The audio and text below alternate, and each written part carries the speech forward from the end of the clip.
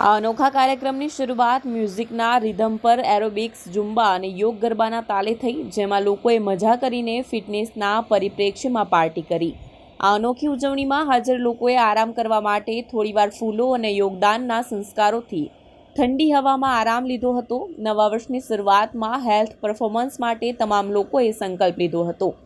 આ યોગમાં લોકોએ આંખ ઉપર પટ્ટી બાંધીને સંપૂર્ણ મન એકાગ્રતા સાથે યોગ કરવામાં નિષ્ણાત બન્યા હતા।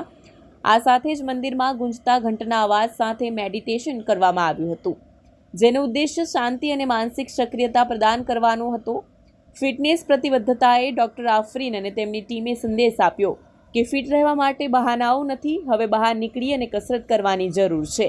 લોકોને ફિટનેસ તરફ મોટિવેટ કરીને પેઇન ફ્રી ઇન્ડિયા બનાવવા માટે લોકોએ સંકલ્પ લીધો હતો।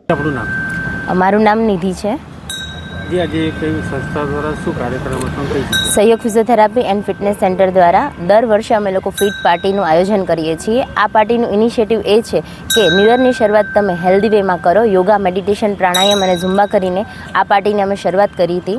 જનરલી એવું હોય છે કે રાત્રે લેટ નાઇટ પાર્ટી કરીને મોડે સુધી બધા સૂઈ રહેતા હોય, પણ જે પણ હેલ્થને માટે કોન્શિયસ છે તે લોકો આજે સવારમાં 6 વાગ્યામાં ઉઠીને 500થી વધારે પબ્લિક અહીંયા ભેગું થયું છે અને બધાએ સાથે મળીને યોગ, ગરબા, ઝુમ્બા, એરોબિક્સ અને મેડિટેશન કર્યું છે।